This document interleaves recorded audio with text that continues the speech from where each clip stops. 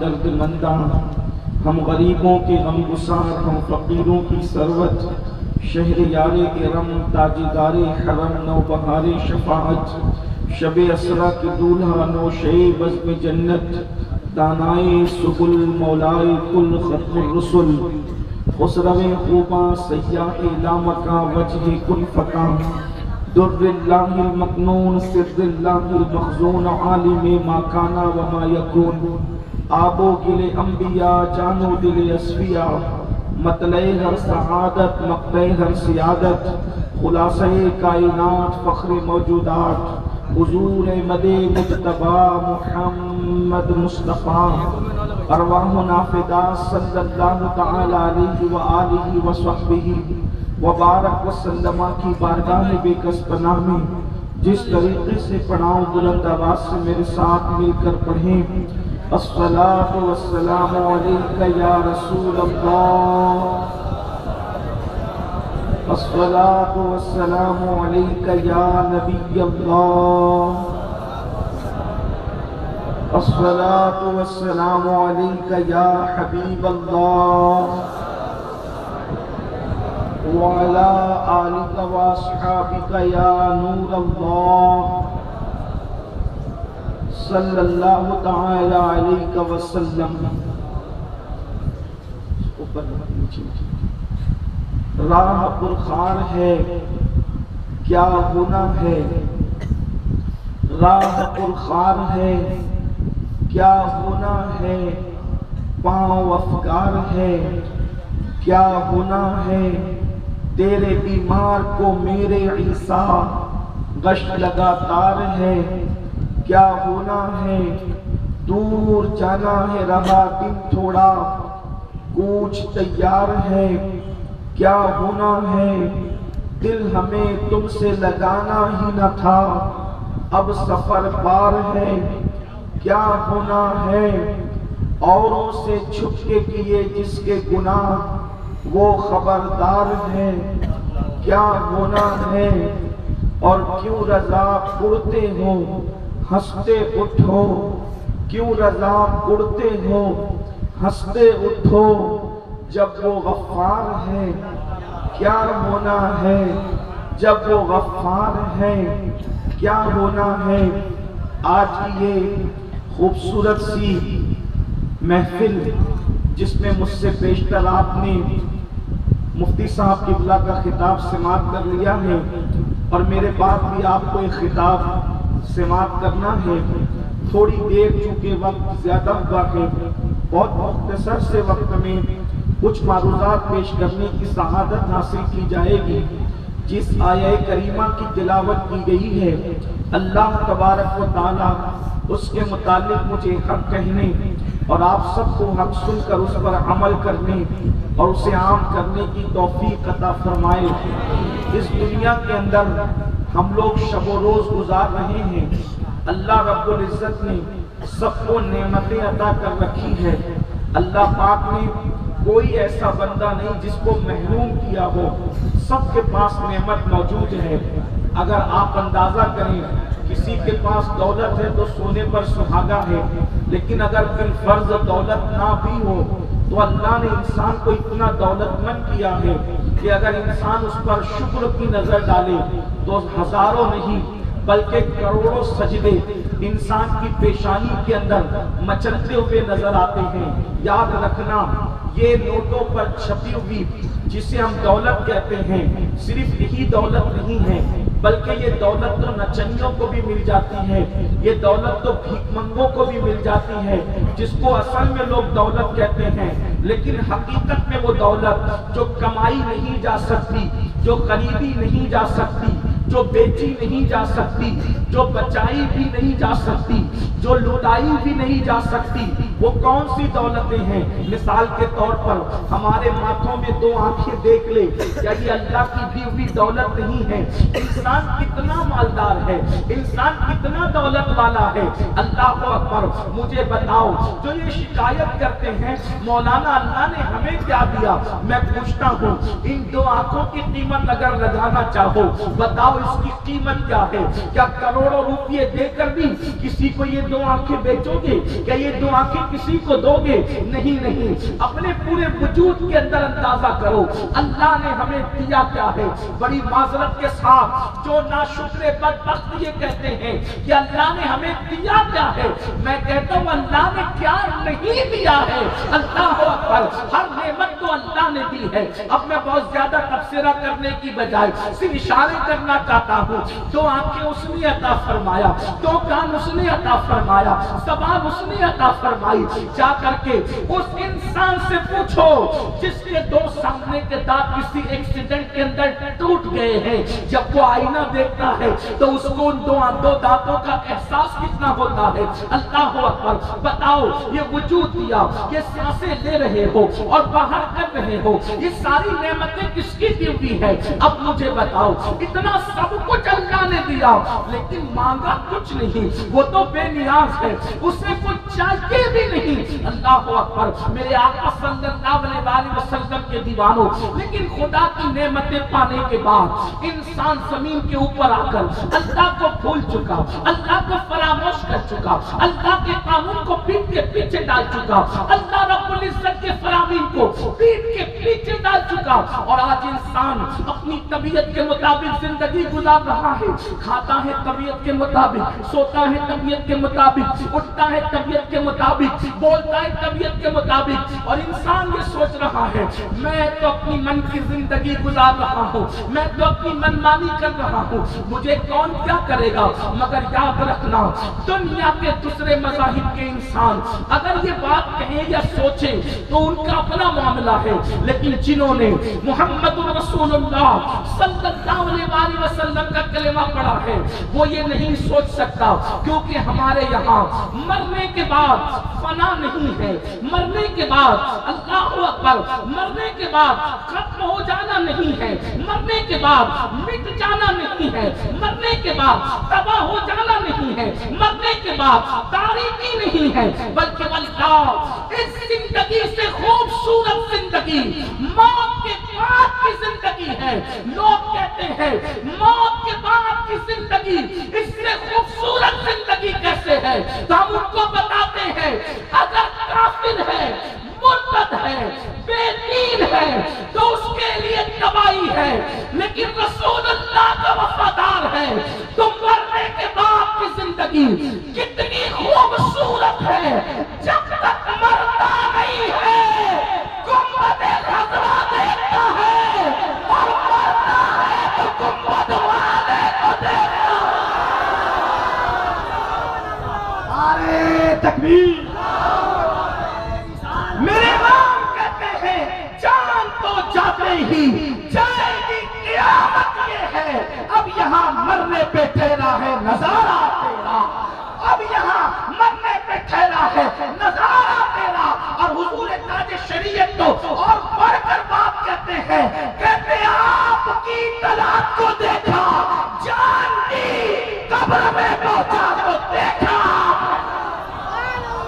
نعرہ تکبیر، نعرہ رسالت، نعرہ مدینہ کانفرنس۔ مومن کی موت بھی ان کو دیکھتے دیکھتے ہیں۔ میں آپ بہت محبت والے لوگ ہیں، لیکن اتنی چھوٹی سی عرضی اگر مان لے تو بڑی نوازش ہے۔ آپ کا احسان بہت دنوں تک یاد رکھوں گا۔ ہاتھوں میں موبائل اگر ہے تو جیب میں رکھ لیں، اس لیے کہ اگر یہ بھیڑ دکھانے والے جلسے سیاسی لوگوں کے یہاں ہوتے ہیں، ہم لوگ بھیڑ کے لیے اکٹھا نہیں کرتے، آپ کو دل کی تبدیلی کے لیے اکٹھا کرتے ہیں۔ اگر بہت زیادہ لوگ بھی نہ آئیں اور دل بدلنے والے لوگ ہوں تو وہ جلسہ کامیاب ہے، اس لیے کہ یہاں سر نہیں بلکہ دل دیکھے جاتے ہیں۔ تو آپ کی توجہ چاہتا ہوں، امید ہے کہ آپ سب متوجہ ہو کر ماشاءاللہ آپ نے میری بات مانی، اللہ آپ کو جزائے خیر دے۔ ویسے یہاں پر میری کوئی حیثیت ہی نہیں ہے، بہترین شعراء یہاں پر ماشاءاللہ موجود ہیں، بہترین نقیب موجود ہے، بہترین خطبہ موجود ہے۔ میں تو صرف کوئی دل کا درد آپ کے دلوں کے دروازے پر رکھنے کے لیے آیا ہوں، کوئی خطابت کرنے نہیں بلکہ دل کا درد لے کر، دکھڑا لے کر آیا ہوں، ایک دل جلے انسان کی حیثیت سے، تاکہ آپ کی خدمت میں پیش کروں۔ اللہ کرے کسی کے دل میں بات اترے، میرے لیے بھی نجات اور آپ کے لیے بھی نجات۔ تھوڑی دیر سنے، میں بہت دیر تک آپ کے درمیان نہیں رہوں گا، وقت زیادہ ہوا، اس کا خیال مجھے ہے، میرے بعد میں جو خطیب ہے ان کا بھی خیال مجھے ہے، اس لیے میں تھوڑی توجہ چاہتا ہوں۔ تو موت کے بعد کی زندگی بڑی خوبصورت ہے، بلکہ مرنے والا مومن اگر ہے، آقا کا وفادار ہے، تو مرتا ہے تو حضور علیہ السلام کو دیکھتے ہوئے مرتا ہے، اور قبر میں جاتا ہے تو بھی حضور علیہ السلام کو کی زیارت اس کو نصیب ہوتی ہے، اور میدان محشر میں بھی جب اٹھ کر کے جائے گا تو گویا کہ حضور کی زیارت کے لیے جائے گا۔ اب مجھے بتائیں، مرنا ان کی زیارت کے لیے، قبر میں ان کی زیارت کے لیے، محشر ان کی زیارت کے لیے، تو یہ کتنا سستا سودا ہے، کتنے نفع کا سودا ہے کہ مرو تو ان کی زیارت کرو، قبر میں جاؤ تو ان کی زیارت کرو، میدان محشر میں ان کی زیارت کرو۔ یہ مومن کی شان ہے، مگر یاد رکھنا بات اتنی ہے کہ مومن کہلانا آسان ہے اور مومن بن جانا مشکل ہے۔ تھوڑی دیر میں ابھی بات ہم آگے کریں گے، لیکن یہ بات عرض کر رہا ہوں، انسان اپنی طبیعت کے مطابق آج زندگی گزار تو رہا ہے، اپنی من کی سوتا اپنی مرضی سے ہے، اٹھتا اپنی مرضی سے ہے، اس کو خیال ہی نہیں کہ اللہ کی دی ہوئی نعمت کا میں مس یوز کر رہا ہوں، غلط استعمال کر رہا ہوں۔ وہ سوچتا ہے مجھے کون کیا کر لے گا۔ رہی بات مولوی حضرات کی، تو پھر اس کے دماغ کے اندر یہ ہے جو میرے چندے پر تنخواہ پاتے ہیں وہ مجھے کیا کر لیں گے، بلکہ معاذ اللہ کچھ تو اتنے بے باک ہیں، علماء کے بارے میں کہتے ہیں یہ 2 کوڑی کے مولوی ہیں، معاذ اللہ۔ یاد رکھنا، میرے امام نے فتاوی رضویہ شریف میں لکھا، عالم کی توہین انسان کو کفر تک لے جاتی ہے۔ کبھی علماء کے خلاف بکواس نہ کرنا، اپنی دولت کے نشے کے اندر کبھی علماء کے خلاف زبان نہ کھولنا۔ یاد رکھنا، جو اللہ دولت دینے پر قدرت رکھتا ہے وہ اللہ دولت چھیننے پر بھی قدرت رکھتا ہے۔ اس نے بڑے بڑے کروڑ پتیوں کو بھیک مانگنے پہ مجبور کر دیا ہے۔ یاد رکھنا، جوانی اللہ نے دی ہے تو اللہ کے غضب کو چیلنج نہیں کرنا، دولت اللہ نے دی ہے اس کے غضب کو چیلنج نہیں کرنا، اللہ نے زندگی دی ہے اس کے غضب کو چیلنج نہیں کرنا۔ اگر اپنی طبیعت سے زندگی گزار رہے ہو، اللہ کا قرآن پکار پکار کر کہہ رہا ہے اور ہم سب کو لگام دے رہا ہے۔ قرآن کہتا ہے، آوارگی فکر کے ساتھ جینے والے، آوارگی تباہ کے ساتھ جینے والے، اپنی طبیعت کے مطابق زندگی گزارنے والے، سن لے، جب تک تجھے ڈھیل دی جا رہی ہے تجھے موقع غنیمت ہے، لیکن جب اللہ کی پکڑ ہوگی تو قرآن کہتا ہے ان بطش ربک لشدید، تیرے رب کی پکڑ بڑی سخت ہے۔ اللہ جب کسی پر گرفت مضبوط کرتا ہے اور قدرت جب کسی پر گرفت مضبوط کرتی ہے اور قدرت کسی کو اپنے شکنجے میں جکڑ دیتی ہے تو پھر اس کو توبہ کا بھی موقع نہیں دیا جاتا، اس کو توبہ کی بھی مہلت نہیں دی جاتی۔ رات کی تاریکیوں میں گناہ کرنے والوں، دن کے اجالے میں آوارگی کرنے والوں، حرام لقمے کو اپنے پیٹ میں ڈال کر کے حرام لقمے کی شکل میں جہنم کی آگ اپنے پیٹ میں بھرنے والوں، کیا نہیں سوچتے، یہ نہیں سوچتے اللہ دیکھ رہا ہے۔ حیرت تو اس بات پر ہے، ابا دیکھے ہم سگریٹ بھی نہیں پیتے اور اللہ دیکھے تو انسان زنا تک کرے، انسان چوری تک کرے، انسان عورتوں پر پاپ کی نظر تک ڈالے۔ آئیے تھوڑی دیر ایک حدیث مبارکہ سنیں اور اس کے بعد تصور کریں اللہ کی پکڑ کیا ہے۔ اللہ اکبر، بڑی سادگی سے کہتے ہیں مولانا ہمیں تو نماز کے لیے ٹائم نہیں، عبادت کے لیے ٹائم نہیں۔ اللہ کی پکڑ، اللہ کی پکڑ سے ڈرو۔ کہاں ہے فرعون کی قبر، کہاں ہے نمرود کی قبر، کہاں ہے یزید کی قبر، کہاں ہے وہ بڑے بڑے مالدار مغروروں کی قبریں؟ اللہ نے قبروں کا نشان بھی مٹا دیا۔ کیا سمجھتے ہو دولت کے نشے میں اللہ کو بھولو گے، جوانی کے نشے میں اللہ کو بھولو گے؟ اللہ اکبر، میرے آقا صلی اللہ علیہ وسلم کے دیوانوں، آج تمہارے اور میرے سچے نبی صادق و مصدوق، اس لیے کہ اب کوئی خطیب کی گفتگو نہیں، جو سید العالمین کا فرمان، میرے آقا کا فرمان، فقی ابو اللیث سمرقندی اپنی کتاب قرۃ العیون کے اندر لکھ رہے ہیں، اور میں اس کو نقل کر رہا ہوں۔ اپنی بہنوں کی بھی توجہ، میری مائیں اور بہنیں بھی یہاں ہزاروں کی تعداد میں موجود ہیں، ان کی بھی توجہ چاہتا ہوں۔ میری بہنیں کچن روم کے اندر بھرپور ٹائم دیتی ہے، میری بہنیں کپڑے دھلنے میں دلچسپی رکھتی ہے، کھانا پکانے میں دلچسپی رکھتی ہے، لیکن اپنی بہنوں سے کہتا ہوں، سب کی خدمت کرنے والی میری بہن، تجھے رب کی بارگاہ کے لیے ٹائم کیوں نہیں ہے؟ تجھے اللہ کے لیے ٹائم کیوں نہیں ہے؟ میں میاں بیوی میں جھگڑا لگانے نہیں آیا، لیکن اتنا ضرور کہوں گا، شوہر کی خوب خدمت کرنا، لیکن میری بہن دنیا میں کوئی اپنا نہیں ہے، یہ شوہر جو ہے یہ لائف آف پارٹنر ہے، یعنی کہ شریک حیات ہے، شریک ممات نہیں ہے۔ کتنا ہی وفادار شوہر ہوگا، میری بہن یاد رکھنا، کتنا ہی وفادار شوہر ہوگا، جس دن تم مر جائے گی کندھا بھی دے کر رو رہا ہوگا اور دل میں سوچ رہا ہوگا اس کے بعد کون، اس کے بعد کون۔ اللہ اکبر، یاد رکھنا، شوہر اللہ اکبر قبر تک جائے گا، قبر کے اندر نہیں جائے گا، بھائی قبر تک جائے گا، قبر کے اندر نہیں جائے گا۔ اللہ اکبر، بیٹے قبر تک جائیں گے، قبر کے اندر نہیں جائیں گے۔ قبر کے اندر جو جانے والی چیز ہے وہ صرف تمہارا عمل ہے، عمل، وہ عمل جس کے بارے میں رسول اللہ نے اپنی اہل بیت سے کہا تھا، اے نبی کی اہل بیت، عمل کرنا، عمل، اس لیے کہ جس کو عمل نے پیچھے کر دیا اس کو نسب کبھی آگے نہیں کر سکتا۔ فرمایا اے بنو ہاشم، ایسا نہ ہو کہ قیامت کے دن لوگ عمل لے کر آئے اور تم صرف نسب لے کر آؤ۔ آقا نے اپنے گھر والوں کو کہا تھا عمل کرنا، عمل، اللہ اکبر، اور پھر نبی کے گھر والوں نے حضور کے فرمان کا کتنا خیال کیا کہ خاندان نبوت میں جیسے عمل والے ہوئے ویسے عمل کا تصور، اور خاندان کے لوگ خواب میں بھی نہیں دیکھ سکتے۔ ہر خاندان کا میرا پہ قرآن پڑھتا ہے، نبی کا خاندان میرے پہ قرآن۔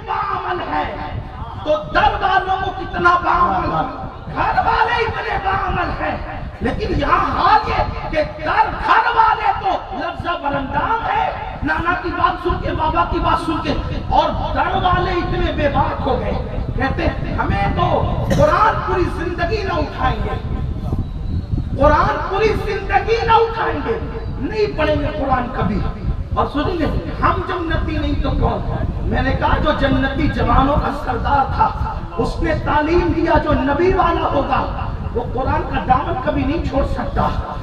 ہمارا تعلق ہمارے جسم سے ٹوٹ سکتا ہے۔ امام علی مقام کہے گا اگر 10 دن کے کربلائی ہو تو ایسے 10 دن کے رسمی کربلائیوں سے میری کوئی گفتگو نہیں ہے۔ کیا بات ہے؟ اس لیے کہ ہم 10 دن میں کپڑے بدل کر حسینی بننے والے لوگ نہیں ہیں کہ 10 دن میں کپڑے کا رنگ بدل کر حسینی ہو جائے۔ کپڑے کا رنگ حسینی نہیں بناتا بلکہ عمل کا رنگ حسینیت کی طرف لے کر کے جاتا ہے۔ 10 دن کے حسینی نہ بنو، یہ مکاری ہے۔ لمحے لمحے کے حسینی بنو، پل پل کے حسینی بنو، ساتھ ساتھ کے حسینی بنو، بلکہ بندہ حسینیت ایسے رگ و پے میں سما جائے کہ دنیا اگر کاٹے تو خون کا قطرہ قطرہ حسین پاک کی محبت کا نعرہ لگا دے۔ لیکن یہ حسینیت کیا ہے؟ یہ ہاتھوں کے نعرے حسینیت نہیں ہے، یہ ہاتھوں کے کڑے حسینیت نہیں ہے، یہ زبانی دعوے حسینیت نہیں ہے۔ حسینیت تو یہ ہے کٹا ہوا سر قرآن پڑھ رہا ہے۔ آپ سے پوچھنا چاہتا ہوں، نیزے پر قرآن سنانے کا مطلب کیا ہے؟ نیزے پہ قرآن کہ میرا جسم کا تعلق تو میرے سر سے کٹ سکتا ہے لیکن قرآن سے ہمارا تعلق نہیں کٹ سکتا۔ دیارے مدینہ کانفرنس میں آنے والوں پوچھتا ہوں قرآن سے اپنا کیا تعلق ہے؟ آپ سے پوچھتا ہوں قرآن سے کیا تعلق ہے؟ صرف آپ اپنے آپ میں سوچو، میں آپ کو ذلیل کرنے نہیں آیا، میں آپ کو کہ ہاتھ اٹھا کے پوچھو کہ قرآن کا پڑھا تو نہیں۔ آپ کی عزت ہمارے لیے سب کی، ہمارے آقا کی امتی ہونا، میرے نبی نے اپنی امتی کی عزت کعبے سے افضل بتائی۔